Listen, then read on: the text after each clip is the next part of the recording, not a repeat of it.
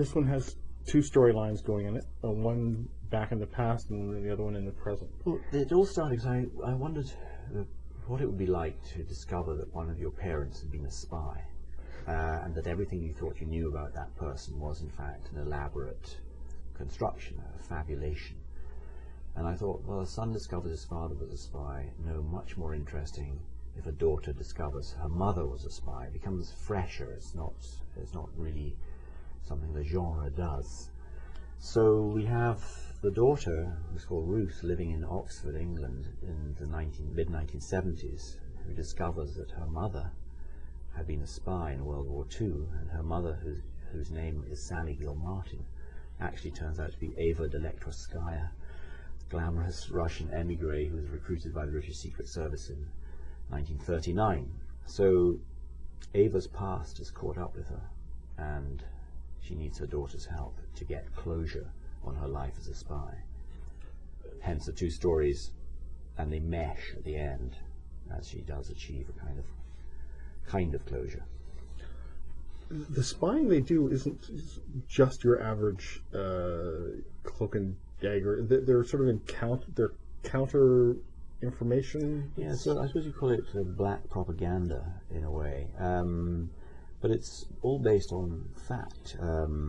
There was a division of the British Secret Service that did feed false information to the world to confuse our enemies.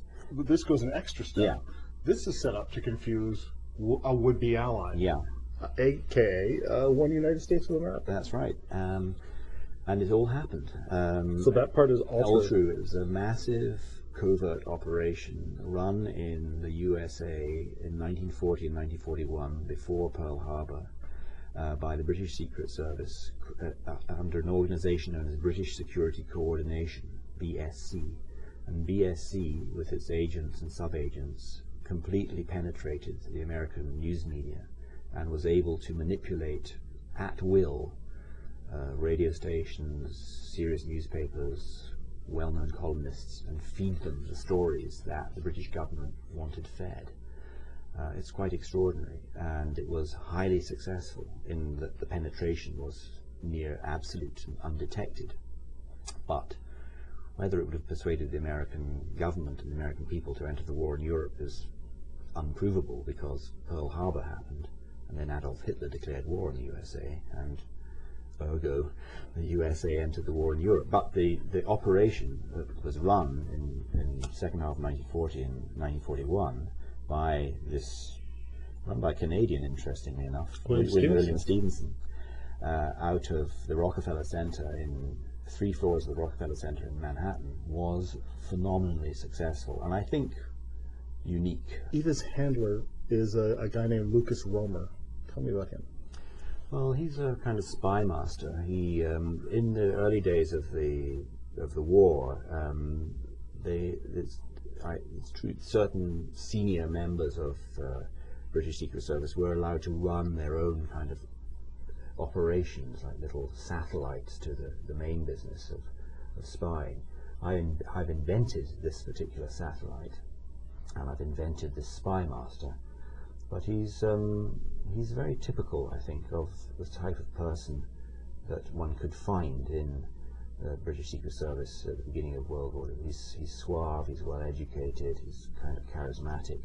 Public school boy. But something of a maverick. First Assignment is a perfect example of that, where he doesn't tell her everything, but she has great instincts. But I think that's what, if you're a good spy, you do all the time. You don't trust anybody, you don't believe anything, you're constantly second-guessing, looking for the hidden agenda, looking for the way out in case it's a trap. Hence the title of the novel. I think you're permanently restless, permanently ill at ease in a way, because you live in a world without trust, and I don't think human beings can live in a world without trust. So you become sort of dehumanized if you become a good spy. You don't take anything at face value. The poor daughter, Ruth, because at the beginning, I mean, she thinks that Mom's, lost it. Yes, Ruth, of course, suspects dementia, first of all, but then Ava, or her mother, Sally, hands her this series of, if you like, episodes of her story, which she calls the story of Ava Dolektorskaya, which explains what went on in the war, and which gives Ruth the backstory, the real story to her mother's life. So as these revelations occur, Ruth is reevaluating her mother and reevaluating herself, because she's not the same person she was. She's a quarter Russian now. She never knew that. And also, because it's so infectious, is beginning to look at her world in Oxford. She's a single mother with a 5-year-old son. And worse, a deadbeat brother-in-law who might have some creepy connections. That is he a member of the Bader-Meinhof gang? You know, and she begins to suspect everybody in the same way as her mother does. She becomes restless too. The book is Restless. I've been speaking with the author William Boyd, and Restless, published by Random House of Canada.